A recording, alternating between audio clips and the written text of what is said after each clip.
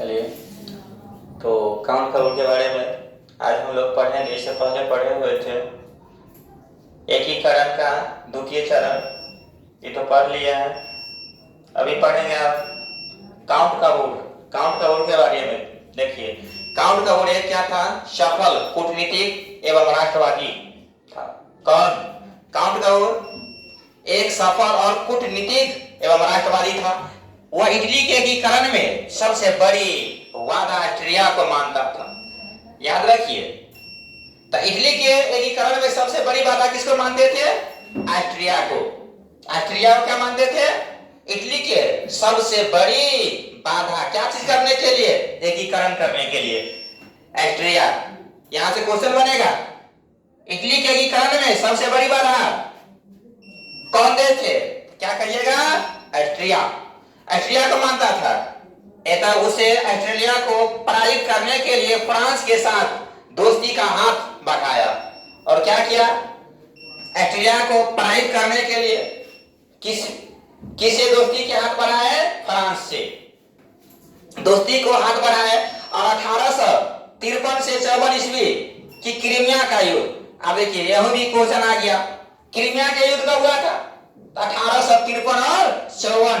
1853 और 54 में कौन सा युद्ध? क्रीमिया का युद्ध में काबुल ने फ्रांस की ओर से युद्ध में सम्मिलित होने की घोषणा कर दी। क्वेश्चन पूछेगा बाबू, क्रीमिया के युद्ध कब हुआ था? बताइए, कब शुरू हुआ? तो 1853 और 54 में क्या हुआ? क्रीमिया के युद्ध। अब क्रीमिया के युद्ध में काबुल ने फ्रांस की ओर से क्या किया? युद्ध में सम्मिलित हो गया। जबकि इसके लिए फ्रांस ने किसी प्रकार का आग्रह भी नहीं किया था। फ्रांस किसी प्रकार का आग्रह नहीं किया था, तो भी क्या हो, वह शामिल हो गया। इसका प्रत्यक्ष लाभ काबुल को प्राप्त हुआ। और इसमें जो लाभ हुआ प्रत्यक्ष रूप से, वो किसको? काबुल को। क्या हुआ? लाभ। किस युद्ध में? क्रीमिया के युद्ध। तो क्रीमिया के युद्ध कब हुआ था? 1853 और 54 में। फ्रांस की ओर से कौन सम्मिलित हुआ था? काबुल। याद रखिए, तो प्रत्यक्ष रूप से किसको लाभ हुआ? काबुल को। युद्ध की समाप्ति के बाद पेरिस के शांति सम्मेलन में फ्रांस तथा ऑस्ट्रेलिया के साथ पिडमाउंट को भी बुलाया गया। अब देखिए, किस सब को शांति सम्मेलन हुआ, तो उसमें किस सब को बुलाया गया? तो फ्रांस तथा ऑस्ट्रेलिया के साथ पिडमाउंट को भी बुलाया गया। क्यों? तो पेरिस में हुआ था क्या? शांति सम्मेलन। शांति सम्मेलन का हुआ था पेरिस में। शांति सम्मेलन का हुआ था पेरिस में। और उसमें कौन कौन से देश आए? कौन कौन भाग लिया? तो फ्रांस, ऑस्ट्रेलिया और इसके साथ कौन? पिडमाउंट। इसके काबुल के महत्व बढ़ गए। और इसमें किसकी महत्व बढ़ी? काबुल को क्या हुआ? महत्व बढ़ गई। और सम्मेलन में काबुल ने इटली में ऑस्ट्रेलिया के हस्तक्षेप को गैर कानूनी घोषित कर दिया। ऑस्ट्रेलिया क्या करते थे? इटली के एकीकरण में हस्तक्षेप करते थे, इसलिए उसको क्या किया? हस्तक्षेप करने को गैर कानूनी घोषित कर दिया गया। और जिसके कारण संपूर्ण यूरोप का ध्यान इटली की ओर गया। देखिए, जिसके कारण क्या हुआ? संपूर्ण यूरोप, जितने यूरोप के लोग थे, उस सभी को ध्यान कहां चले गए? इटली की ओर। इसी प्रकार इटली की समस्या को काबुल ने अपनी कूटनीति के बल पर संपूर्ण यूरोप की समस्या बना दिया। यह समस्या किसका था मालूम है ना? इटली का। लेकिन इटली की समस्या को काबुल ने क्या किया? कूटनीति के बल पर। किसके बल पर? कूटनीति के बल पर संपूर्ण यूरोप की समस्या बना दिया। यह समस्या सिर्फ इटली में थे, इटली के समस्या है। और अपना कूटनीति के बल पर क्या किया? काबुल ने पूरे यूरोप की समस्या बना दिया। काबुल ने नेपोलियन तीसरा से भी एक संधि की, जिसके तहत फ्रांस ने ऑस्ट्रेलिया के खिलाफ पिडमाउंट को सैन्य समर्थन देने का वादा किया। कहा कि बाबू क्या कीजिए, संधि कीजिए, और मैं उसमें क्या करूंगा? अपना सेना दूंगा, और उसके साथ आपको समर्थन करेंगे। तो समर्थन देने का वादा किया। तो कौन? ऑस्ट्रेलिया के खिलाफ पिडमाउंट को। किसको? पिडमाउंट को सैन्य समर्थन देने का वादा किया। किसे युद्ध करने के लिए? ऑस्ट्रेलिया से। ऑस्ट्रेलिया के खिलाफ कीजिए, है कि नहीं? किसको कहा? पिडमाउंट को, है कि नहीं? और मैं अपना समर्थन दूंगा। बदले में नीस और सेवाई नामक दो रियासतों काबूल ने फ्रांस को देना स्वीकार कर लिया। कहा कि अगर हमको समर्थन करोगे तो हम क्या करेंगे, दूटा रियासत, दूटा राज दे देंगे। तो कौन कौन से राज देंगे? एक नीस, दूसर सेवाई, है कि नहीं? दो रियासत काबूल ने फ्रांस को देने का स्वीकार किया। किसको? फ्रांस को देने का स्वीकार किया। कौन? काबूल। कैगो रियासत? दो रियासत। पहला रियासत के नाम नीस, दूसरा रियासत के नाम सेवाई, है कि नहीं? अब किसको? फ्रांस को देने का स्वीकार किया। किसने किया? काबूल ने। फ्रांस ने काबूल को यह भी आश्वासन दिया कि यदि उत्तर तथा मध्य इटली की रियासतें जनमत संग्रह के आधार पर पिडमाउंट से मिलना चाहेंगे तो फ्रांस इसका क्या करेगा? विरोध नहीं करेगा। देखिए, उत्तर तथा मध्य इटली की रियासतें जनमत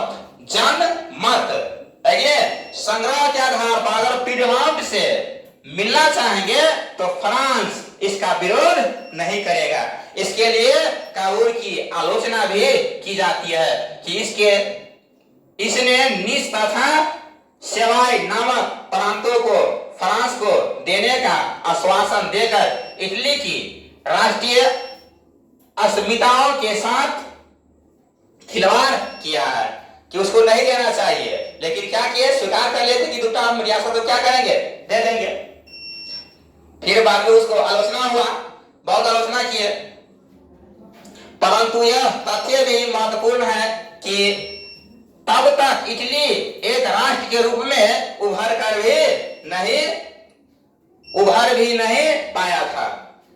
कौन? इटली एक राष्ट्र के रूप में उभर कर नहीं आ पाए थे। यदि दो प्रांतों को खोकर भी उत्तरी तथा मध्य इटली का एकीकरण हो जाता तो यह बड़ी उपलब्धि थी।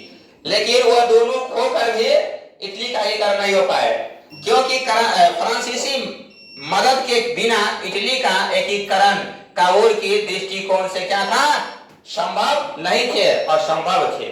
फ्रांस का एकीकरण कैसे होते? इटली का एकीकरण कैसे होते? तो जब तक फ्रांस उसको मदद नहीं करते, फ्रांस जब तक उसको इटली को मदद नहीं करते, तब तक इटली का एकीकरण संभव नहीं था। किसका दृष्टिकोण में? काबूल के दृष्टिकोण में। काबूल क्या सोचते थे कि अगर इटली को एकीकरण करना है तो फ्रांस को मदद लेना पड़ेगा, नहीं तो असंभव है। इसी बीच में ऑस्ट्रिया और पिडमाउंट में सीमा संबंधी विवाद हो जाते हैं। कितना ईस्वी में? 1859 और 60। 1859 और 60। 1859 और 60 में क्या होता है? ऑस्ट्रिया और पिडमाउंट में सीमा संबंधी विवाद के कारण युद्ध आरंभ हो जाते हैं। क्या हो गए? अब युद्ध शुरू। कितना ईस्वी में? 1859 और 60 में ऑस्ट्रिया और पिडमाउंट में जो सीमा था, बाउंड्री था, है कि नहीं, उससे संबंधित विवाद युद्ध हो गया। युद्ध में इटली के समर्थन में फ्रांस ने अपनी सेना उतार दी। अब देखिए, युद्ध में इटली ने क्या किया? इटली के समर्थन में फ्रांस ने क्या किया? अपना सेना उतार दी, और जिसके कारण ऑस्ट्रियाई सेना बुरी तरह से पराजित हो गया। ऑस्ट्रियाई जो सेना थे वो क्या हो गए? बुरी तरह से पराजित, के हार गए।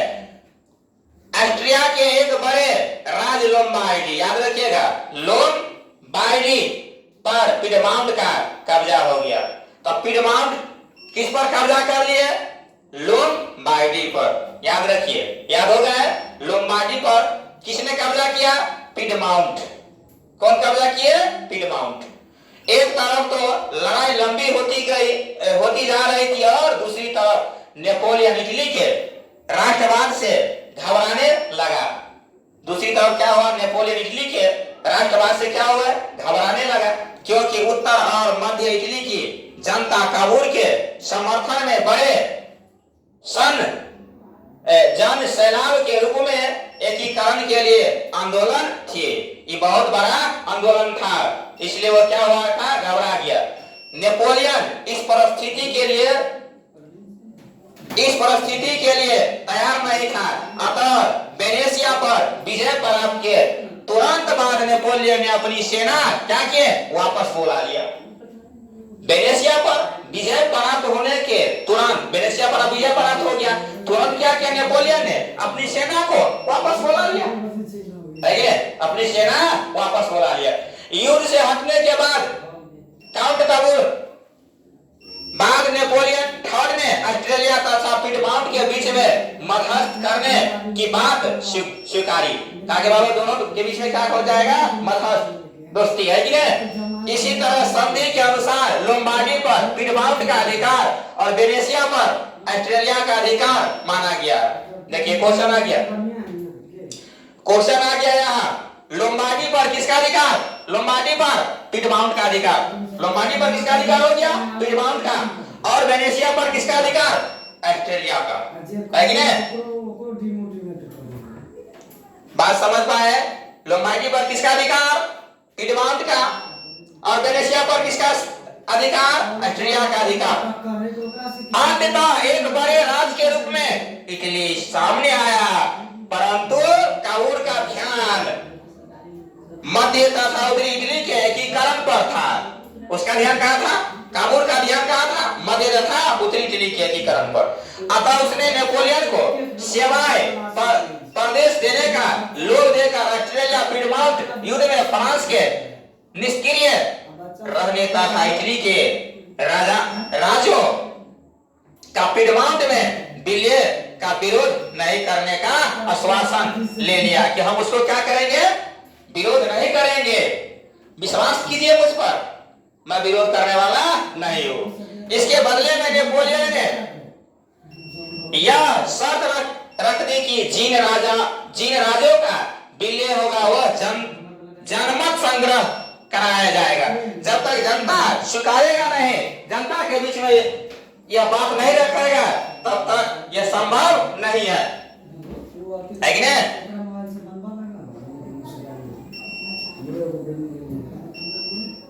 चलिए आगे, पिडमाउंट के साथ इसलिए काबूल ने कूटनीति का परिचय देते हुए उसे स्वीकार कर लिया और 1860 और 61 में काबूल ने सिर्फ रोम को छोड़कर उत्तर तथा मध्य इटली के सभी रियासतों पर क्या किया, रियासतों को मिला लिया। अब देखिए 1860 और 61 में काबूल ने सिर्फ क्या किया, काबूल ने रोम और उत्तरी और मध्य इटली को छोड़ दिया और सभी रियासत पर कब्जा कर लिया, कि मिला लिया। और कौन कौन था, परमा, मोडेना और टस्कनी। उसमें कौन कौन रियासत आते हैं, परमा, मोडेना, टस्कनी, यानी को क्या क्या मिला लिए, किसने, काबूल ने। किसको छोड़कर, रोम और उत्तर मध्य इटली को सभी रियासतों को मिला लिया, है कि नहीं। जनमत संग्रह कर उसे पुष्ट भी कर लिया। ऑस्ट्रेलिया भी फ्रांस तथा इंग्लैंड द्वारा पिडमाउंट को समर्थन के भय से कोई कदम नहीं उठा सका। भय था, अगर कुछ हम करेंगे हम पर भी हमला बोल देगा। दूसरी तरफ ऑस्ट्रिया जर्मनी के एकीकरण की समस्या से भी जूझ रहा था। यह समस्या ऑस्ट्रेलिया जर्मनी के एकीकरण की समस्या थी, इस समस्या से भी वह जूझ रहे थे। इसी प्रकार 1862 ईस्वी तक दक्षिण इटली रोम तथा वेनेसिया को छोड़कर बाकी रियासतों का विलय रोम में हो गया। जितने भी रियासत थे उस सबको क्या किए, रोम में मिला दिया। और किसको छोड़कर, देखिए इटली, रोम, इटली का जो रोम था वेनेसिया को छोड़कर, है कि नहीं, रोम वेनेसिया को छोड़कर बाकी जितने भी रियासत थे उस सबको क्या किया, उसमें मिला दिए। विक्टर इमैनुअल को शासक बना दिया और वहां का शासक कौन बन गया, विक्टर इमैनुअल को क्या बना दिए, शासक, है कि नहीं। ये किसके बारे में बात किए हैं, काउंट काबूल के बारे में। किसके बारे में, काउंट काबूल। देखिए है ना, काउंट काबूल, इसको शॉर्टकट में हम काबूल के नाम से लिए जानते हैं। किसके नाम से, काबूल के नाम से, है कि नहीं। अब इसके बारे में हम पढ़ लिए। अब आगे जो है गैरी वाली, क्या है, गैरी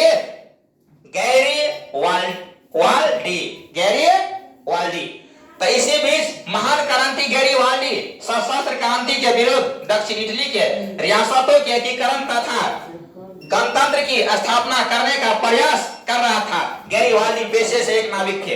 देखिए क्वेश्चन आ गया, गैरीवाल्दी पेशे से क्या थे? नाविक। गैरीवाल्दी पेशे से क्या थे? नाविक। क्या थे? नाविक। अनेक नाव फेंकने वाले है कि पेशे से नाविक थे। चलिए, तो क्रांति गैरीवाल्दी सशस्त्र क्रांति के द्वारा दक्षिण इटली को रियासत हो गया क्या एकीकरण तथा गणतंत्र की स्थापना करने का प्रयास किया। गैरीवाल्दी पहले क्या थे, याद हो गए सबको? चलिए आगे बढ़ते हैं। और मेजनी के विचारों का समर्थन करते थे, है कि नहीं? किसके विचारों का समर्थक था? मेजनी के विचारों का समर्थक थे। कौन? याद है ना? गैरीवाल्दी। गैरीवाल्दी किसके विचारों के समर्थक थे? मेजनी के विचारों के समर्थक। परंतु बाद में कानून के प्रयास में आकर संवैधानिक राजतंत्र का पक्षधर बन गए। बाद में क्या हुआ? संवैधानिक राजतंत्र का पक्षधर बन गए। किसके प्रभाव में आकर?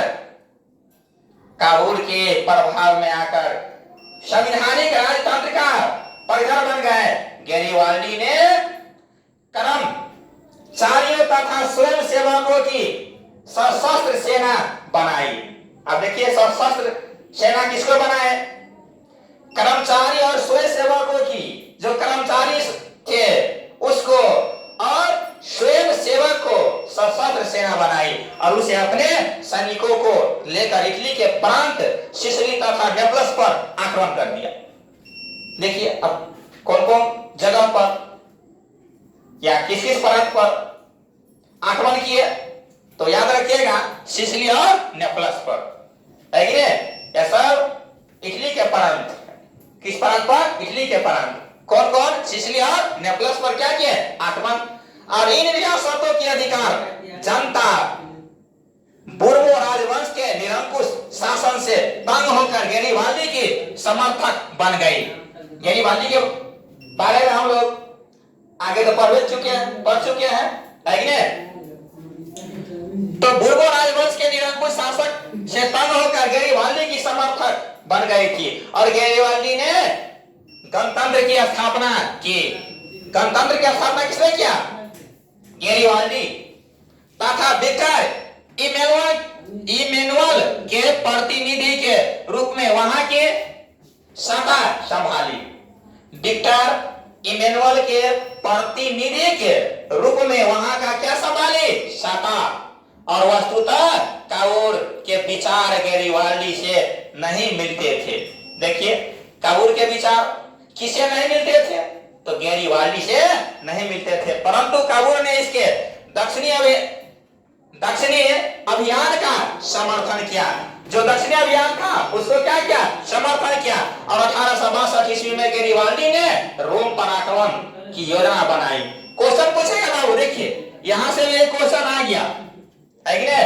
कि गैरीवाल्दी ने रोम पर आक्रमण की योजना कब बनाई? तो क्या कहिएगा? 1862 ईस्वी में। 1862 ईस्वी में। याद हो गया? 1862 में गैरीवाल्दी ने क्या किया?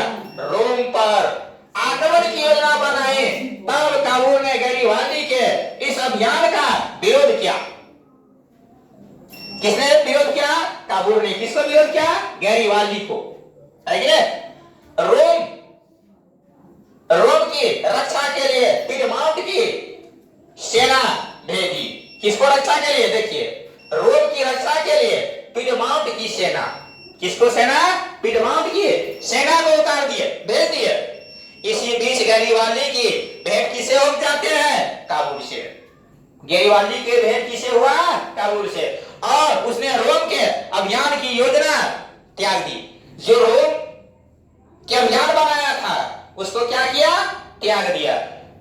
किसे भेंट हुआ था? काबूल से। किसको भेंट हुआ था? गैरीवाल्दी, है कि नहीं? और जो योजना बनाए थे उस योजना को क्या किया? त्याग दिया, यानी कि छोड़ दिया।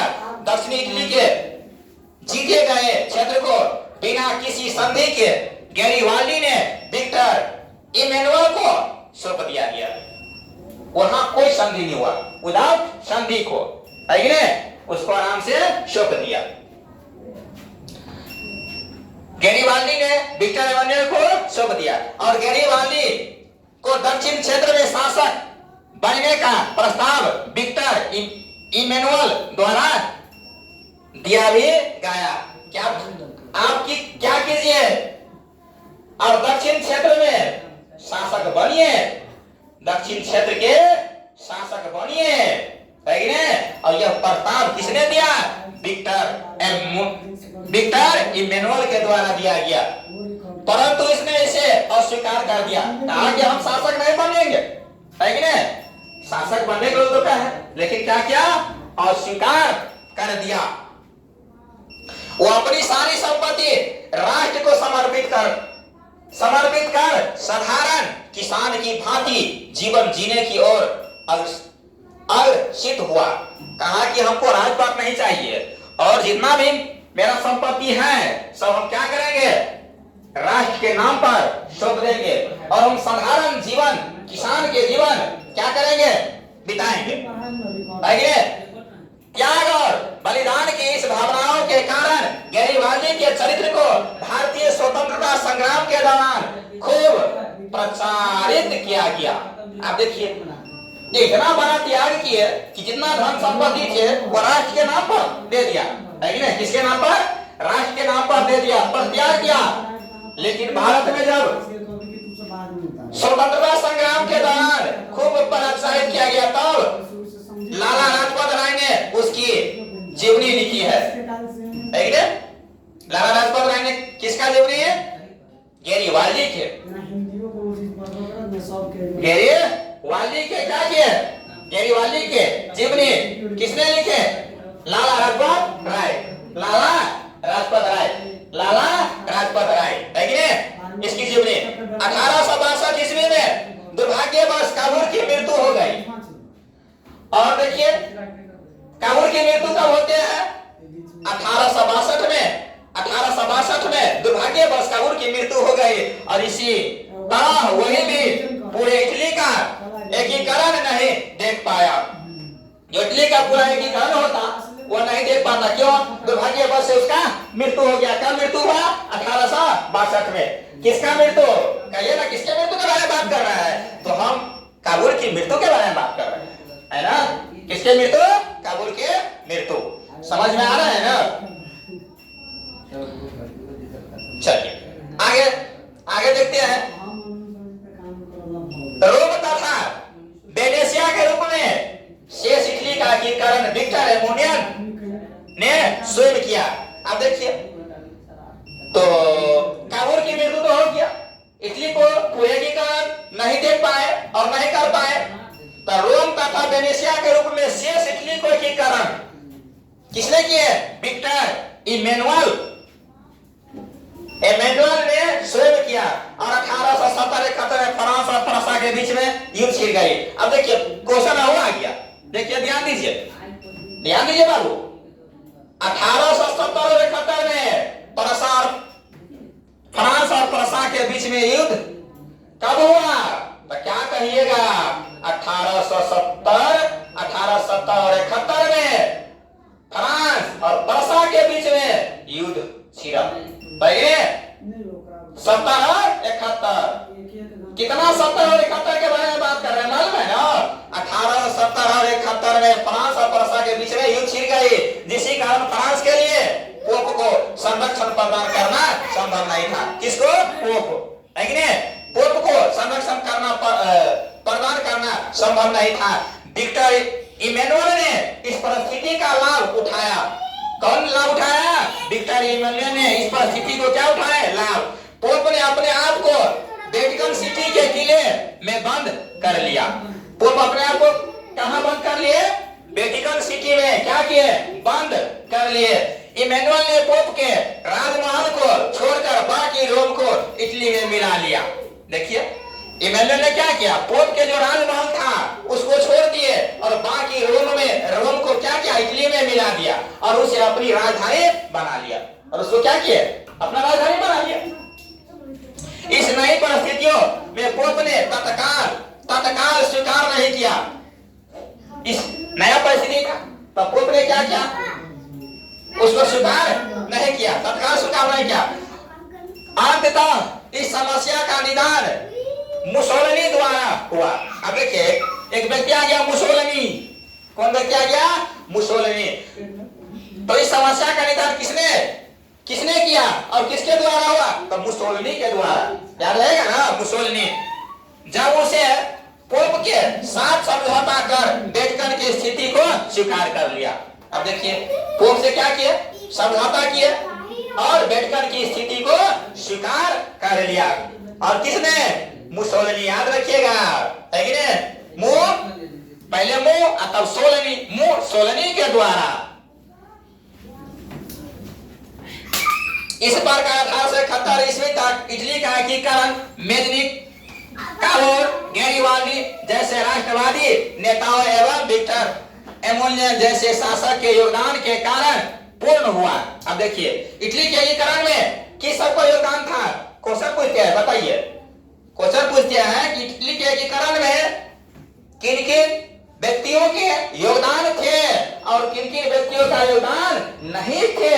तो कहिएगा सन 1871 ईस्वी में इटली का एकीकरण हुआ था और उसमें अहम भूमिका निभाने वाले व्यक्ति कौन कौन थे, तब मेजनी थे, काबूर थे, गैरिबाल्डी थे,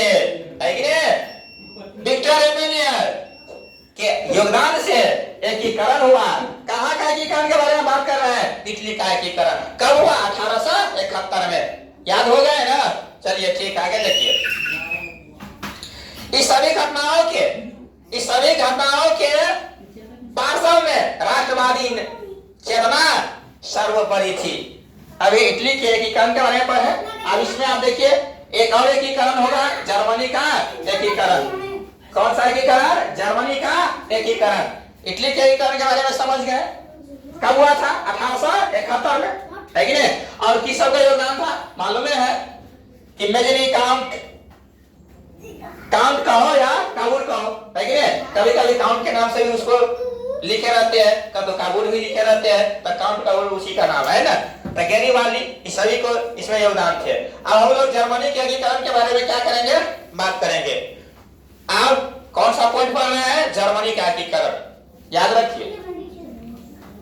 इससे पहले हम इटली के एकीकरण पढ़े हैं और आगे जो पॉइंट है जर्मनी का एकीकरण। कहाँ का एकीकरण, जर्मनी का एकीकरण। इटली के एकीकरण के दौरान ही जर्मनी क्षेत्र में भी समान प्रतिक्रिया चल रही थी, अतः दोनों देशों का एकीकरण लगभग साथ साथ ही संपन्न हुआ। जर्मनी और इटली दोनों का जो एकीकरण हुआ, समझिए कि साथ साथ ही हुआ, है कि नहीं, एक ही साथ दोनों का एकीकरण संपन्न हुआ।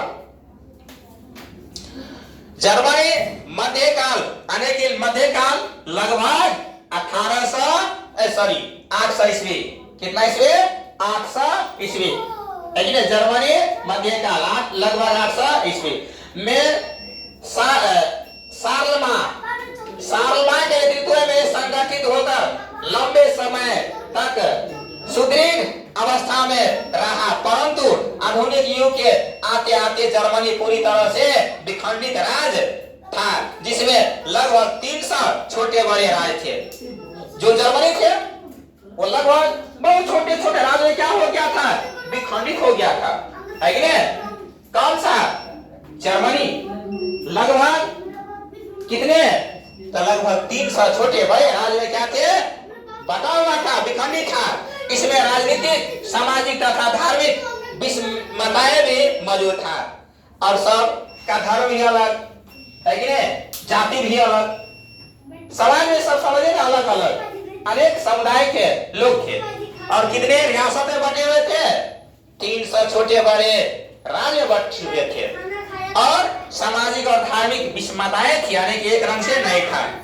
उत्तर जर्मनी राज्यों में जहां प्रोटेस्टेंट मतावलंबी की संख्या ज्यादा थी। अब याद रखिएगा, क्वेश्चन यहाँ से भी पूछते हैं। उत्तरी जर्मनी यानी कि उत्तर के जो जर्मनी था वहां कौन रहते थे, प्रोटेस्टेंट। कहा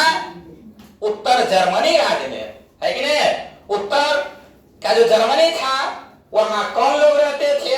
तो प्रोटेस्टेंट, याद रखिएगा, ज्यादा उसका जनसंख्या था। वहां प्रसा सबसे शक्तिशाली राज था। सबसे शक्तिशाली राज कौन था वहां? प्रसार। कौन? प्रसार। एवं अपना प्रभाव बनाए हुए था, क्योंकि शक्तिशाली था। तो कोई भी शक्तिशाली रहता है तो उसको तो ढाक चल जम्बे करता है, जहां भी जाएगा वहां जमा कर हिला कर रख देते हैं। तो परसा उस समय क्या था? बहुत शक्तिशाली था, उसका प्रभाव थे। दूसरी तरफ दक्षिण अमेरिका। अब देखिए दूसरी तरफ क्या था? सॉरी, दक्षिण जर्मनी, उत्तर जर्मनी यानी कि उत्तरी जर्मनी के बारे में बात कर लिया। दक्षिणी, तो दक्षिणी जर्मनी के कैथोलिक बहुल ज्यादा के प्रतिनिधियों सभा सगायतस जिंदा थी, यहाँ सभी मिलते थे। अब देखो कैथोलिक जर्मनी के की दिशा में रहते थे? दक्षिण में। कैथोलिक के क्षेत्र कौन? दक्षिण जर्मनी। और उत्तर में कौन रहते थे? उत्तर जर्मन में कौन रहते थे? प्रोटेस्टेंट। याद रखिएगा, क्वेश्चन पूछता है। जहां हम बार जो बात कर रहे हैं इसका मतलब क्या है? यहाँ से क्वेश्चन है, बोर्ड में क्वेश्चन पूछते हैं, लेकिन जहां हम दो चार बाजी जो बात कर रहे हैं वहां समझिए कि क्वेश्चन है। वहां अगर बुक पढ़ते हैं तो उसको क्या कीजिए, किसी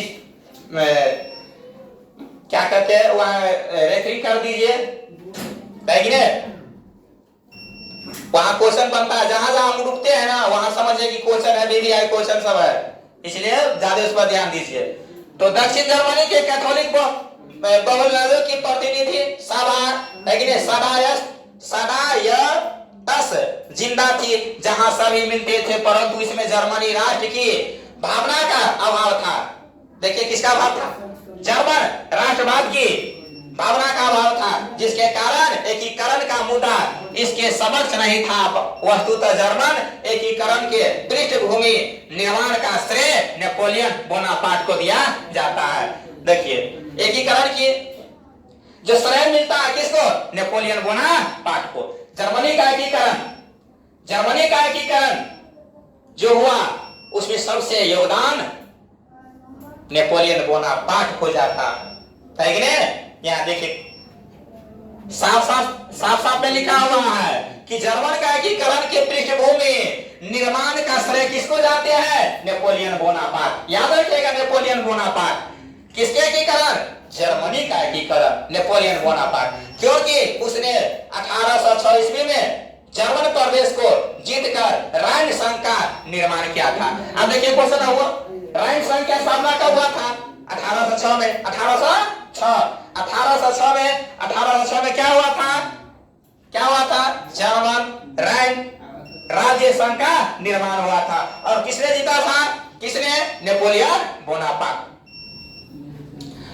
और यहीं से जर्मन राष्ट्रवाद की भावना धीरे धीरे बढ़ने लगी थी। इसी दौरान जर्मनी में बुद्धिजीवियों, किसानों तथा कलाकारों जैसे हिगेल, काउंट, हमबोल्ट, अंडर्ट, जेकब ग्रीम आदि ने जर्मनी राष्ट्रवाद को बढ़ावा दिया।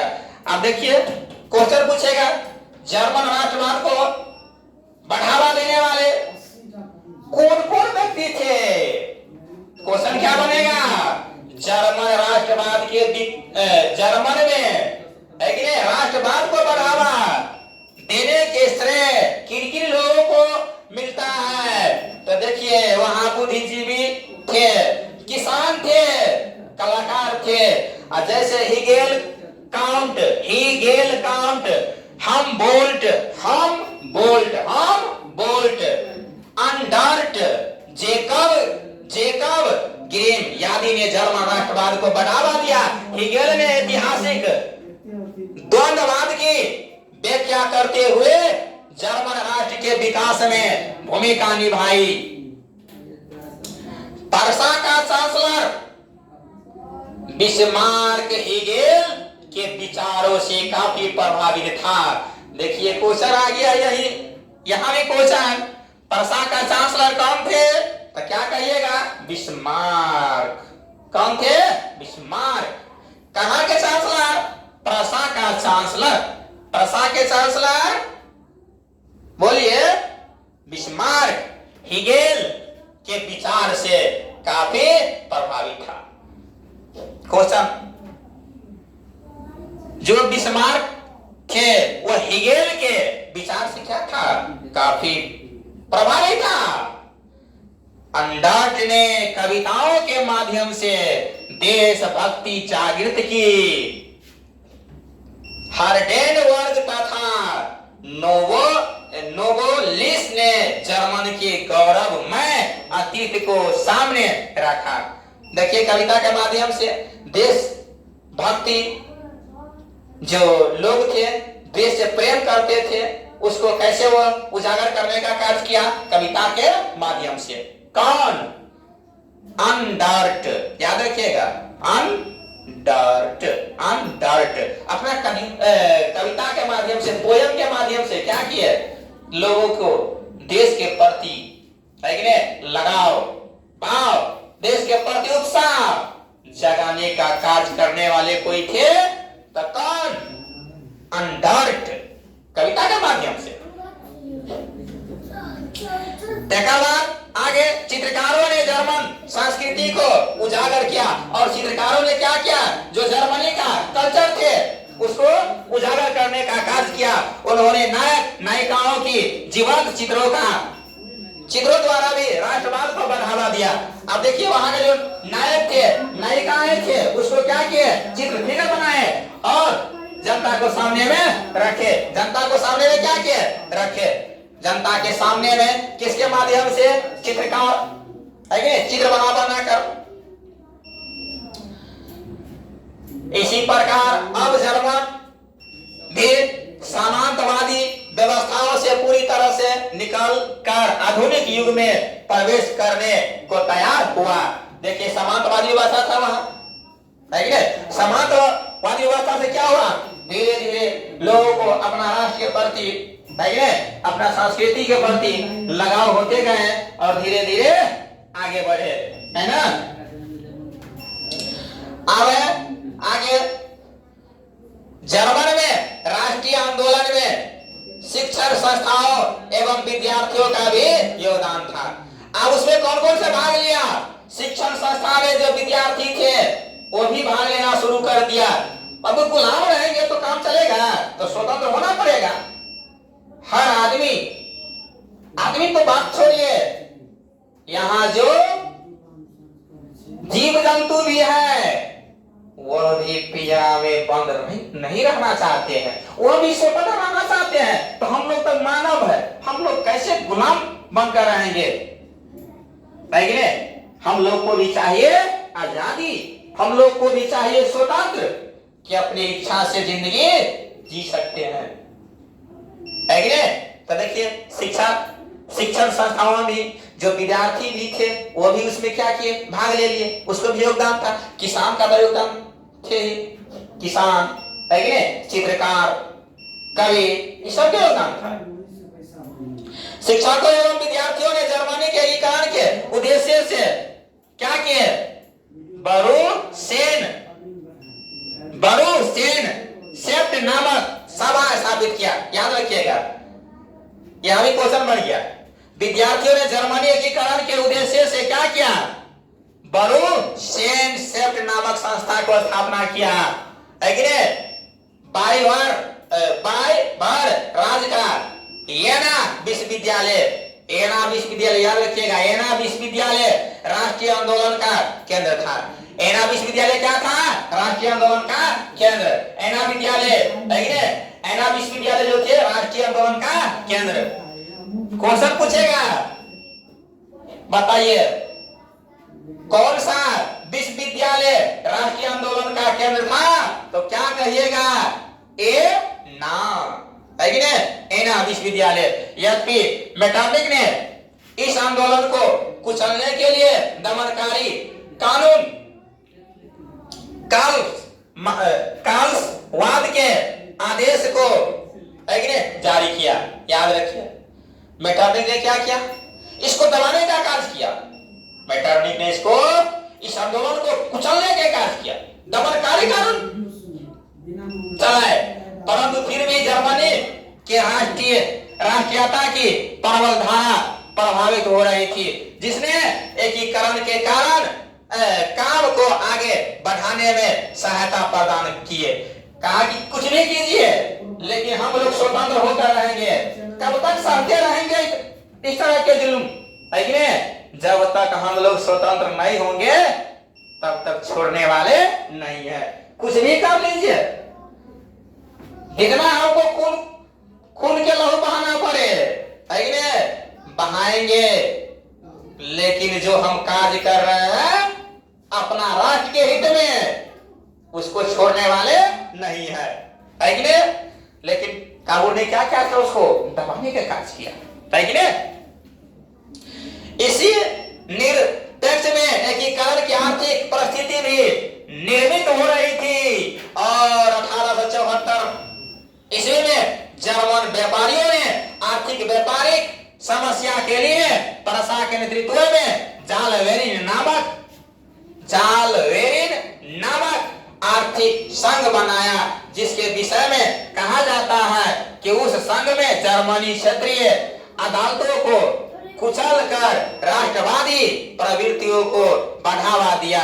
इसके बावजूद जर्मन राष्ट्रवाद अभी तक संगठित नहीं हो पाए थे। फ्रांस की 1830 की क्रांति ने जर्मन राष्ट्रवाद भावनाओं को कुछ हवा जरूर दी। देखिए, फ्रांस की 1830 में जो क्रांति हुआ, जर्मन राष्ट्रवादी भावनाओं को कुछ हवा भर दिया, है कि नहीं? हवा तो भरा, लेकिन वो सफल नहीं हो पाया हवा, है कि नहीं? सेक्सोनी हानोवर आदि राज्यों में लोकतांत्रिक विद्रोह होने लगे। अब जगह जगह पर लोकतांत्रिक विद्रोह होना शुरू हो गया। हर आदमी ना चाहता कि बाबू हम स्वतंत्र रहे, है कि नहीं? कौन चाहता कि हम गुलाम बन के रहे? कोई हम पर अधिकार हमेशा जताता रहे, है कि नहीं? कि यहाँ बैठो तो बैठो, यहाँ से जाओ तो जाओ। अरे जिंदगी मेरा, है कि नहीं? हम अपने अनुसार जिंदगी न जिएंगे कि भविष्य में के लिए क्या होगा नहीं होगा। जो अच्छे इंसान होते हैं वो भविष्य के बारे में सोचते हैं। बात समझेंगे? तो देखिए, सेक्सोनी हानोवर आदि राज्य में भी क्या हुआ? लोकतंत्र विद्रोह होने लगी। लोकतंत्र ने विद्रोह करना शुरू किया, परंतु परसा और ऑस्ट्रेलिया ने मिलकर इसे कुचल डाला था। देखिए, विद्रोह किया, लेकिन परसा और ऑस्ट्रेलिया दोनों क्या हुआ? मिल गए, और जो लोकतांत्रिक विद्रोह हो रहे थे, लोग विद्रोह कर रहे थे, उसको कुचल दिया। कौन? परसा और ऑस्ट्रेलिया दोनों मिलकर कुचल दिए। कितना ईस्वी के बारे में बात किया? 1830 की क्रांति, है कि नहीं? अब देखिए 1848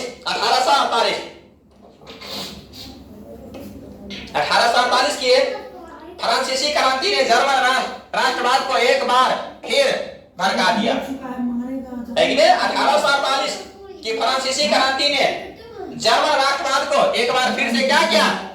भड़का दिया। दूसरी तरफ इस क्रांति ने मेटरनी के युग का अंत हो गया, और मेटरनी के युग को क्या हुआ? अंत। इसी समय जर्मन राष्ट्रवादियों ने 1 मार्च 1848 को पुराने संसद की सभा को फ्रैंकफर्ट में बुलाया। कहां बुलाया? फ्रैंकफर्ट में एक सभा बुलाया, है कि नहीं? कितना ईस्वी में? यानी कि 1 मार्च 1848 को पुराने संसद की सभा को कहां? फ्रैंकफर्ट में बुलाया गया, जहां तक निर्णय लिया गया कि प्रशा का शासक फ्रेडरिक विलियम जर्मन राष्ट्र का नेतृत्व करेगा, और इसी के अधीन समस्त जर्मन राज्यों को एकीकृत किया जाएगा। साथ ही लोकतांत्रिक वैधानिक राजतंत्र के शासन सिद्धांत को अपनाया जाएगा। यह निर्णय 1848 को लिया गया था और यह सम्मेलन कहां बुलाया गया था? फ्रैंकफर्ट में, है कि नहीं? और वो प्रसा का शासक किसको बनाने का निर्णय लिया गया था? फ्रेडरिक विलियम को, है कि नहीं? कि यहाँ के शासक कौन बनेगा? Frederick William. और उसी का नेतृत्व में जो वह कहेगा वही होगा, है कि नहीं? परंतु फ्रेडरिक जो एक निरंकुश एवं रूढ़िवादी विचार का शासक था ने उस व्यवस्थाओं को मानने से क्या किया? इनकार कर दिया। फ्रेडरिक किस तरह के व्यक्ति थे? तो निरंकुश और रूढ़िवादी विचार का शासक है कि नहीं? उसे उस व्यवस्था को मानने से क्या क्या इनकार कर दिया? क्योंकि वह स्पष्ट रूप से ऑस्ट्रेलिया संघर्ष से बचना चाहता था। वो ऑस्ट्रेलिया को संघर्ष से क्या करना चाहता था? बचना चाहता था। क्यों? वह निरंकुश और रूढ़िवादी विचार के नेता थे, है कि नहीं? तो ऑस्ट्रेलिया संघर्ष से बचना चाहते थे, इसलिए वह नहीं माने। जर्मनी के कुछ अन्य दक्षिण राज्य भी एकीकरण के इस प्रस्ताव के विचार में थे।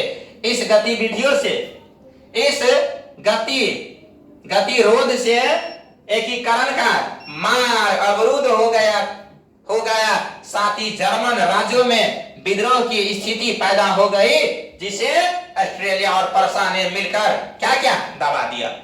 प्रसा तक समझ चुका था, प्रसा को सबक मिल चुका था, समझ गया कि जर्मन का एकीकरण उसी के नेतृत्व में हो सकता है, कि जर्मन के जो एकीकरण होगा उसी के नेतृत्व में। इसलिए उसने अपनी सैन्य शक्ति बढ़ाना शुरू कर दिया। आप कहा हमको अब कोई चारा नहीं है, हमको अपना सेना को क्या करना पड़ेगा? बढ़ाना पड़ेगा।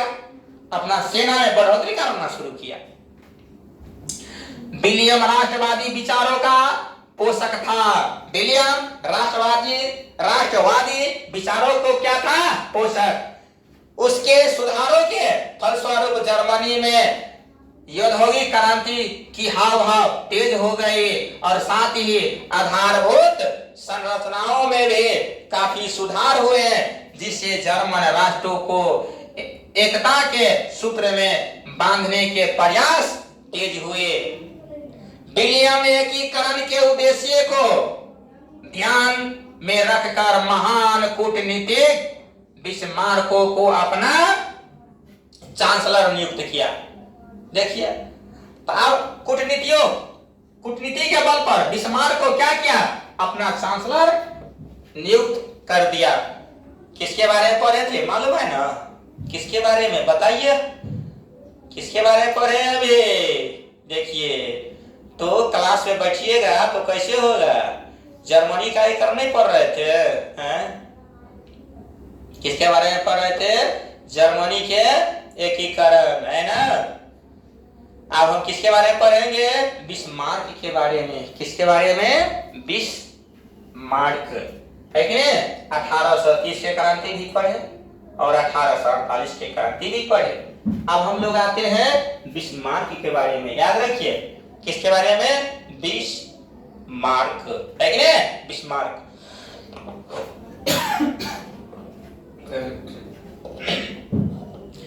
बिस्मार्क जो जर्मन डायट में प्रसा का प्रतिनिधि हुआ करता था, प्रारंभ से ही हिगेल के विचारों से प्रभावित था और जर्मन संघ को क्या कहते हैं? डायट। क्या कहते हैं? डायट ने अपनी सफल कूटनीतियों का लगातार परिचय देता आ रहा था। वह निरंकुश राजतंत्र का समर्थन करते हुए जर्मनी के एकीकरण के प्रयास में जुट गया और यह इसकी कूटनीतिक सफलता थी कि चाहे उदारवादी राष्ट्रवादी हो या कट्टरवादी राष्ट्रवादी, सभी उसे अपने विचारों का समर्थक समझते थे। बिस्मार्क जर्मनी एकीकरण के लिए सैन्य शक्ति के महत्व को समझता था। अतः इसके लिए उसने सड़क और लोह यानी कि रक्त और लोह की नीति का अवलंबन किया। देखिए क्वेश्चन पूछेगा, लोह और रक्त की नीति का अवलंबन किसने किया? तो मालूम है ना किसके बारे में पढ़ा रहे हैं? बिस्मार्क के बारे में। तो बिस्मार्क क्या ना करेगा? बताइए, समझ में आ रहा है आप लोगों को?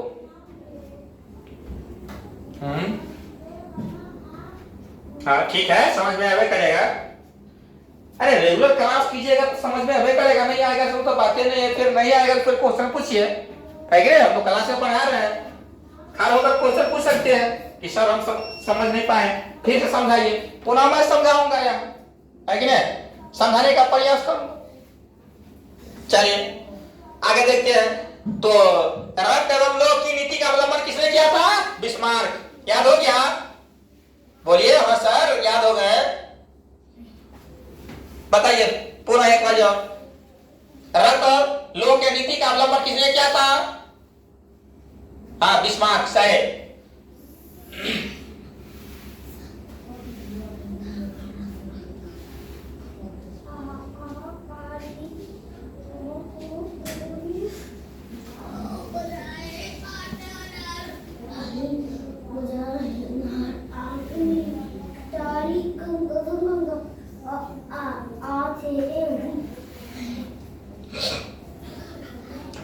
इसका तात्पर्य था कि सैन्य उपायों से ही जर्मनी का एकीकरण संभव था, है कि नहीं?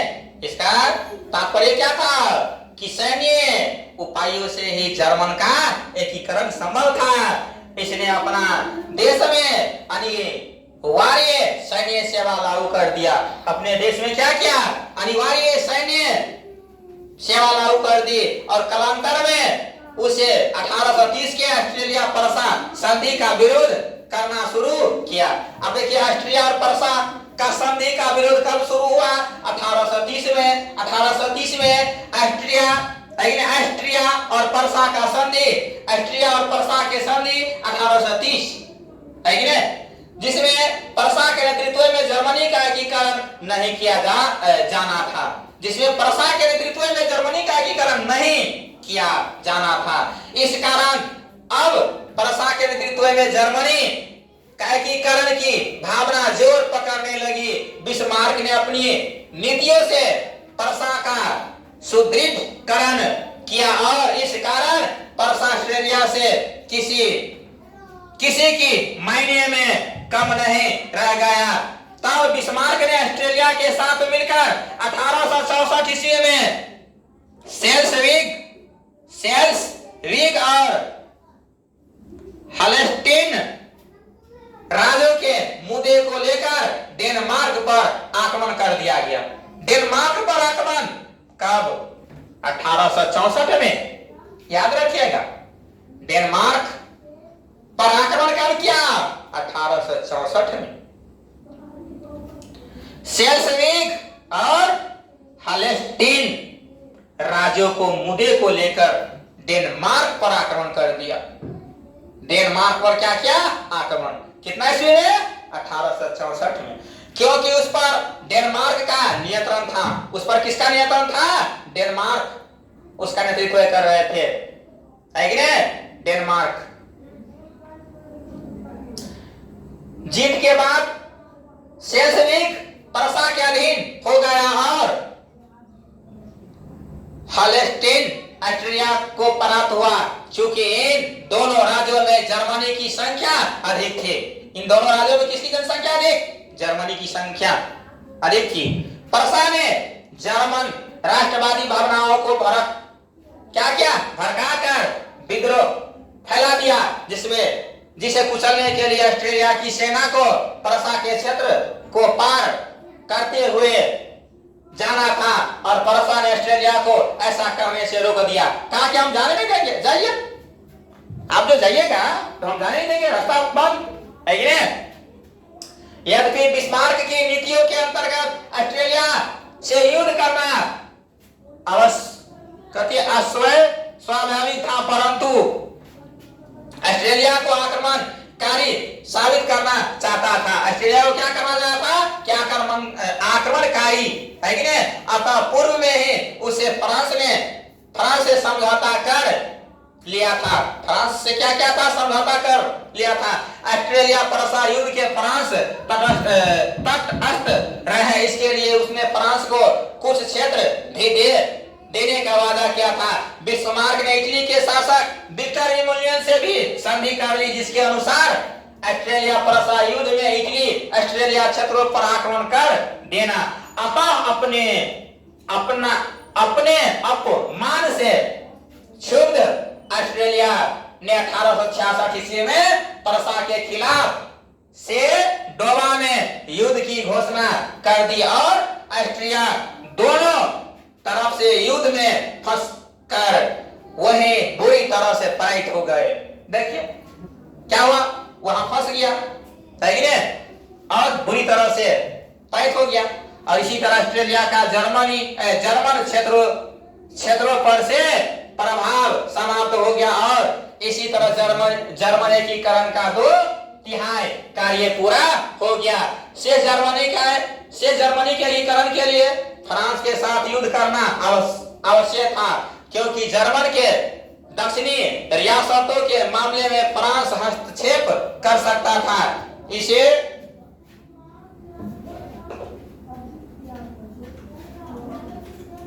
बड़ी देर से बोल लीजिए।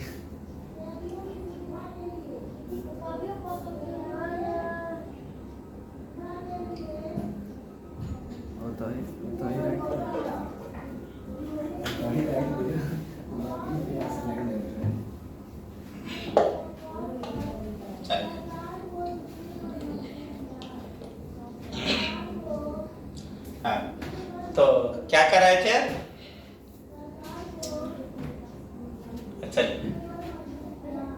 शेष जर्मनी के एकीकरण के लिए फ्रांस के साथ युद्ध करना क्या था, आवश्यक था, क्योंकि जर्मनी के दक्षिणी रियासतों के मामले में फ्रांस हस्तक्षेप कर सकता था। फ्रांस क्या कर सकते थे, हस्तक्षेप रोक सकता था। इसी समय स्पेन की राजगद्दी का मामला उभर गया, जिस पर परसा के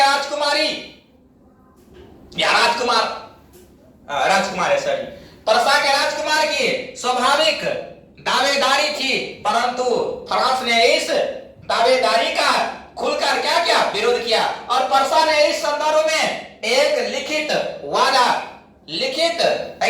मांगा, कहा कि लिखिए और लिख कर दीजिए। बिस्मार्क ने इस बात को तोड़ मरोड़ कर प्रेस में जारी कर दिया। अब देखिए बिस्मार्क ने क्या किया, कहा कि लिखित दस्तावेज दीजिए, लेकिन उस बात को प्रेस में आकर इतना तोड़ मरोड़ किया कि क्या कर सकते हो, क्या जनता के सामने पेश कर दिए, प्रेस के सामने में जारी किया। लेकिन उसको क्या कहा था, परसा से इस संदर्भ में एक लिखित वादा मांगा था, लेकिन बिस्मार्क ने इस बात को तोड़ मरोड़ कर पेश किया, बढ़ा चढ़ा कर कहा। फलस्वरूप जर्मन राष्ट्रवादियों ने इसका क्या किया, खुलकर विरोध करना शुरू कर दिया। इसे चिढ़कर 19 जून 1870 को फ्रांस के शासक नेपोलियन ने परसा के खिलाफ युद्ध की घोषणा कर दी। याद रखिएगा क्वेश्चन, देखिए आ गया क्वेश्चन, है ना। 19 जून 1870 को परसा के शासक नेपोलियन ने परसा के खिलाफ युद्ध की घोषणा कर दी और सेडान की लड़ाई में फ्रांसीसियों की जबरदस्त हार हो गया। किसका हार हुआ, फ्रांसीसियों की हार हुआ। देखिए कौन, सेडान की, यहां क्वेश्चन पूछेंगे, सेडान की लड़ाई में किसका हार हुआ, फ्रांसीसी को। सेडान के लड़ाई में किसका हार, फ्रांसीसी को। याद हो गया। फिर 10 मई 1871 को फ्रैंकफर्ट की संधि के द्वारा दोनों राष्ट्रों के बीच में शांति स्थापित हुई। तो क्वेश्चन यहां भी है, फ्रैंकफर्ट की संधि कब हुआ, 10 मई 1871। 10 मई 1871 को कौन सा संधि, फ्रैंकफर्ट की संधि, और दोनों राष्ट्र के बीच में शांति स्थापित हुआ, है कि नहीं। इसी प्रकार सेनाओं के युद्ध में भी एक महाशक्ति के पतन पर दूसरी महाशक्ति जर्मनी का उदय हुआ। दूसरी महाशक्ति जर्मनी का क्या हुआ?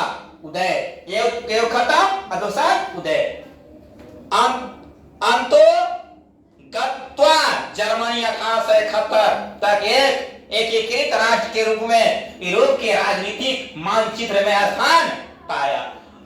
कब? 1871 में। इटली का भी एकीकरण 1871 में, याद रखिएगा, और जर्मनी का भी। इस प्रकार राष्ट्रवाद ने सिर्फ दो बड़े राज्यों को उदय को ही सुनिश्चित नहीं किया, बल्कि अन्य यूरोपीय राष्ट्रों में भी इसके कारण राजनीतिक उथल पुथल शुरू हुई। वस्तु तो इसके मूल में राष्ट्र की भावनाएं एवं लोकतंत्र के विचारों का उदय था। हंगरी, बोहेमिया तथा यूनान में स्वतंत्रता आंदोलन इसी राष्ट्रवाद का परिणाम था। इसी के प्रभाव ने ऑटोमन साम्राज्य के पतन, देखिए ऑटोमन साम्राज्य क्या हुआ?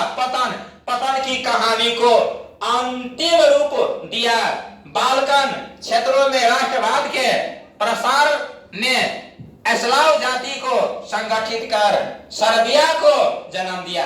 अब किसका जन्म हो गया? सर्बिया, याद रखिएगा। बाल्कन क्षेत्र में राष्ट्रवाद के प्रसार ने स्लाव जाति को, खाली समय मिलेगा, स्लाव जाति को संगठित कर सर्बिया को क्या किया? जन्म दिया। यूनान में राष्ट्रीयता का उदय। अब किसके बारे में पढ़ेंगे? यूनान में राष्ट्रीयता का उदय।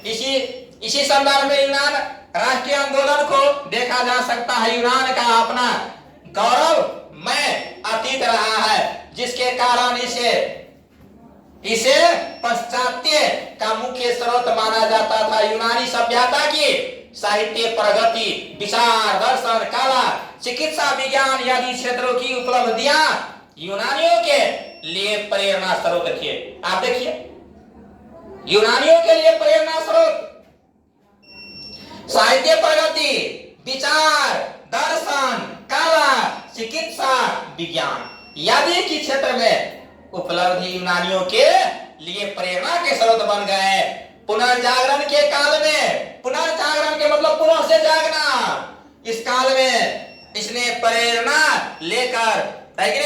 लेकर पाश्चात्य देशों ने अपनी तरक्की शुरू की, परंतु इसके बाद भी यूनान तुर्की साम्राज्य के अधीन था। देखिए कौन कौन? यूनान तुर्की साम्राज्य के अधीन थे। यूनान किसके अधीन? तुर्की साम्राज्य के अधीन। फ्रांसीसी क्रांति से यूनानियों ने राष्ट्रीयता की भावना की लहर जागी, क्योंकि धर्म, जाति और संस्कृति के आधार पर इनकी पहचान एक थी। देखिए, धर्म के आधार पर, जाति के आधार पर, संस्कृति के आधार पर, इस सब की पहचान क्या थी? एक। फलतः तुर्की शासन से स्वयं को अलग करने के लिए आंदोलन चलाए जाने लगे। इसी के लिए उन्होंने हिटेरिया फिलाइक नामक संस्था की स्थापना ओडेसा नामक स्थान पर की।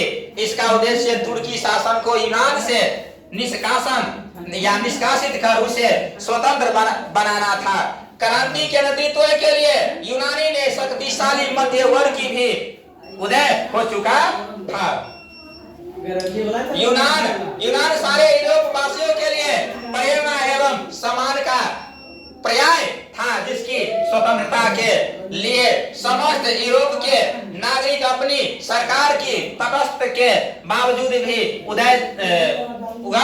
क्या था उधर। और इंग्लैंड का महान कवि लॉर्ड वायर कहाँ के थे? इंग्लैंड के। लॉर्ड वायर कहाँ कवि थे? इंग्लैंड के। याद रखिएगा, यूनानियों की स्वतंत्रता के लिए यूनान में ही शहीद हो गया। और कहाँ शहीद हो गया? यूनान में ही शहीद हो गया। इससे यूनान की स्वतंत्रता के लिए संपूर्ण यूरोप में सहानुभूति की लहर दौड़ने लगी। उधर रूस भी अपनी साम्राज्यवादी महत्वाकांक्षी तथा धार्मिक एकताओं के कारण यूनान की स्वतंत्रता का पक्षधर था। यूनान में विस्फोटक स्थिति तब और बन गई जब तुर्की शासकों द्वारा यूनानी स्वतंत्रता संग्राम में संलग्न लोगों को बुरी तरह से कुचलना शुरू कर दिया था। देखिए यूनान में विस्फोट की स्थिति कब पैदा हुआ? तुर्की शासकों द्वारा यूनानी स्वतंत्रता संग्राम में संलग्न लोगों को बुरी तरह से कुचलने का शुरू किया था। 1821 ईस्वी में जनरल अलेक्जेंडर एप सिलांटी, याद रखिएगा 1821 ईस्वी में जनरल अलेक्जेंडर इप सिलांट के नेतृत्व में यूनान में विद्रोह शुरू हो गया। यूनान में भी क्या हुआ विद्रोह? कब? 1821 में। क्या का नेतृत्व में? जनरल अलेक्जेंडर के नेतृत्व में, याद रखिएगा। परंतु ऑस्ट्रेलिया के प्रतिक्रियावादी शासक मेटरनी के दबाव के कारण खुलकर सामने नहीं आ पा रहा था।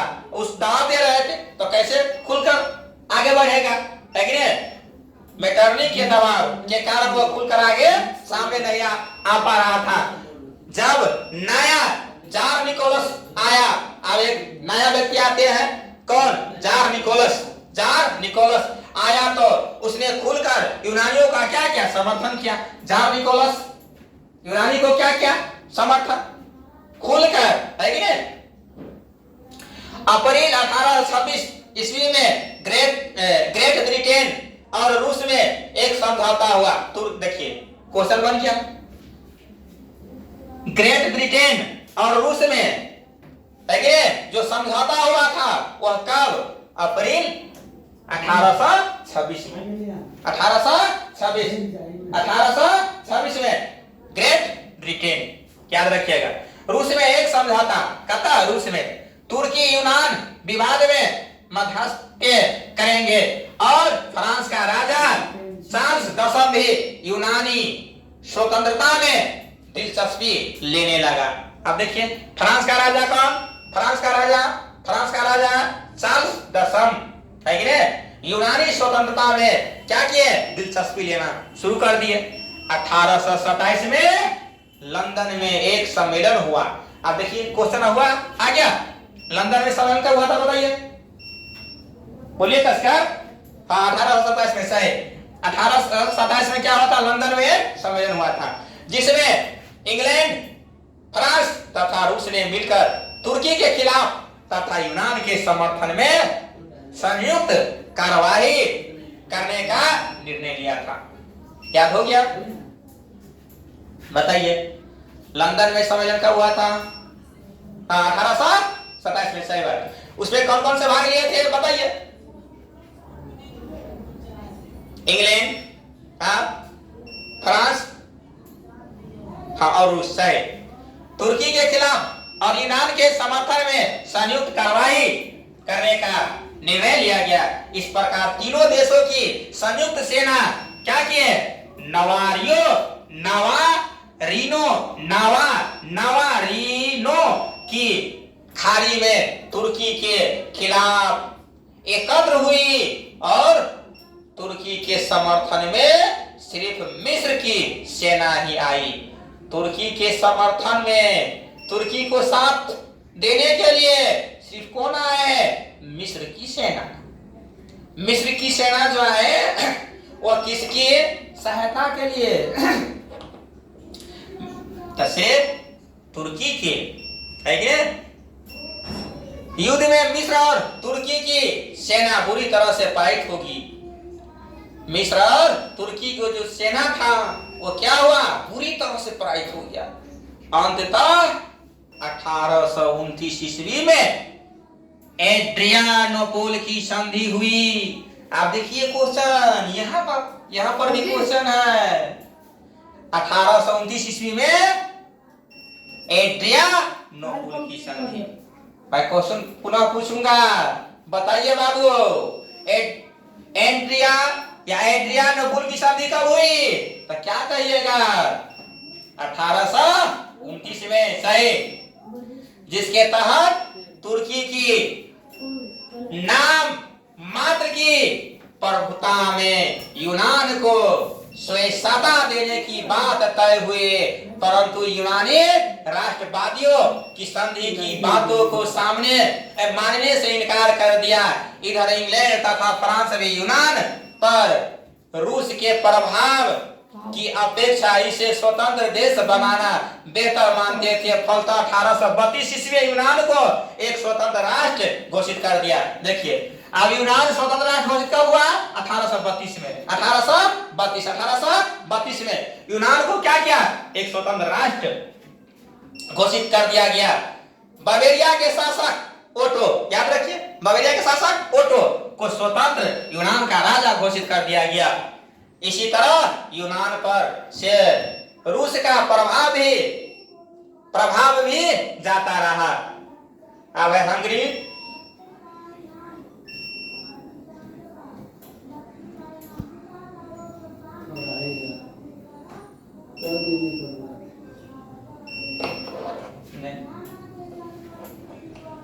आप चलिए, अब हम लोग पढ़ेंगे हंगरी।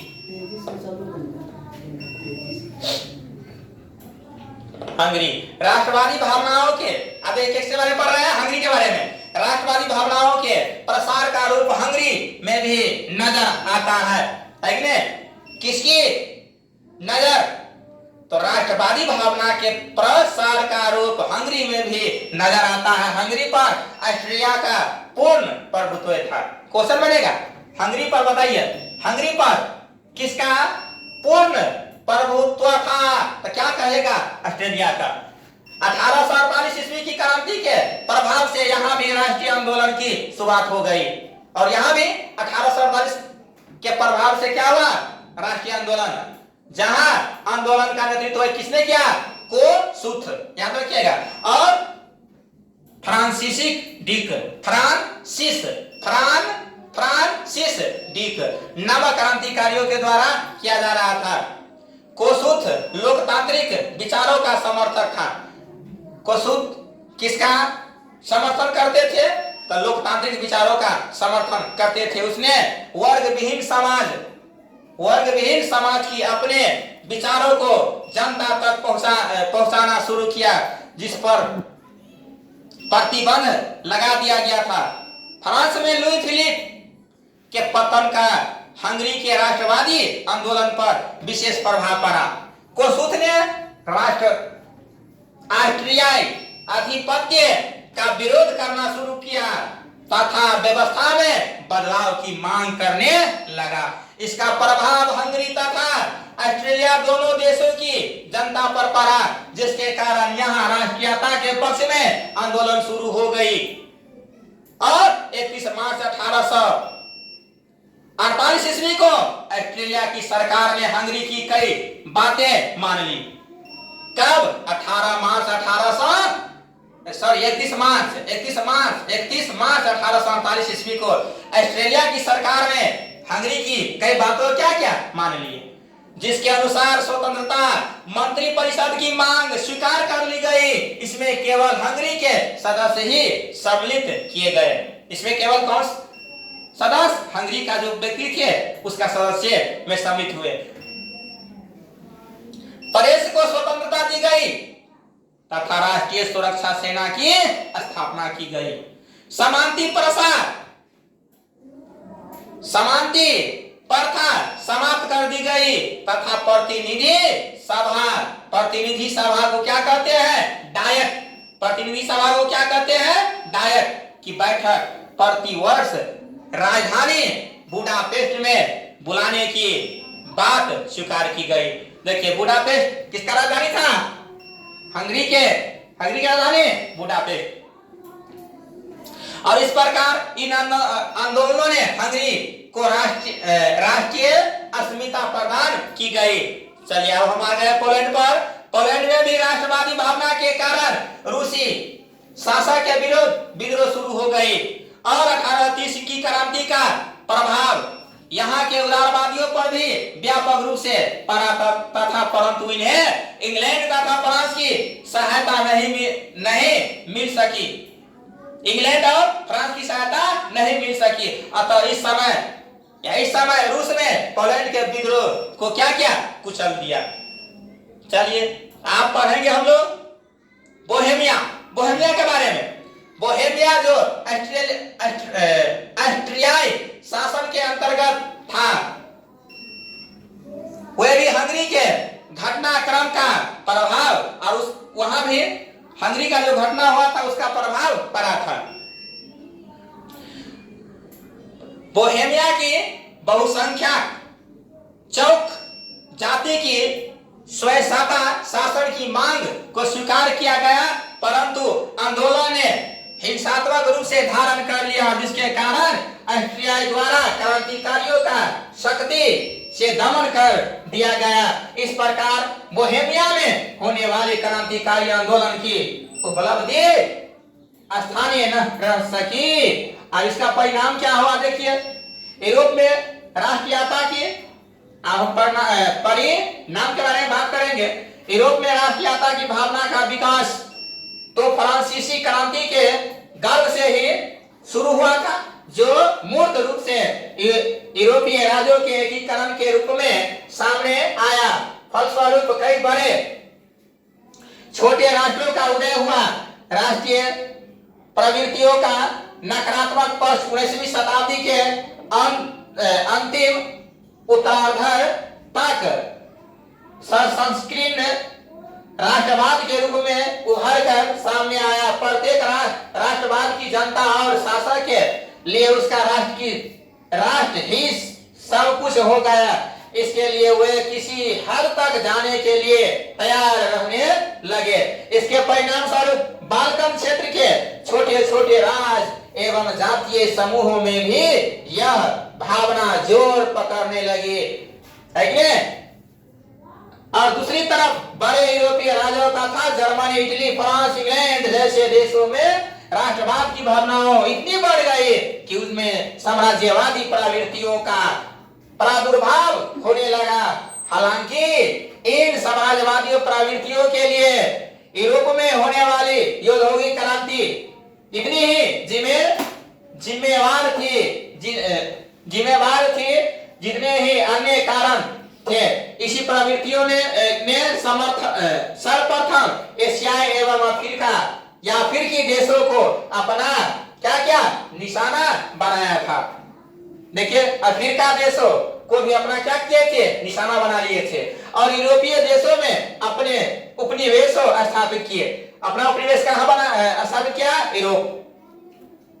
और इन उपनिवेशों के शोषण पर ही औद्योगिक क्रांति की आधारशिला टिकी थी।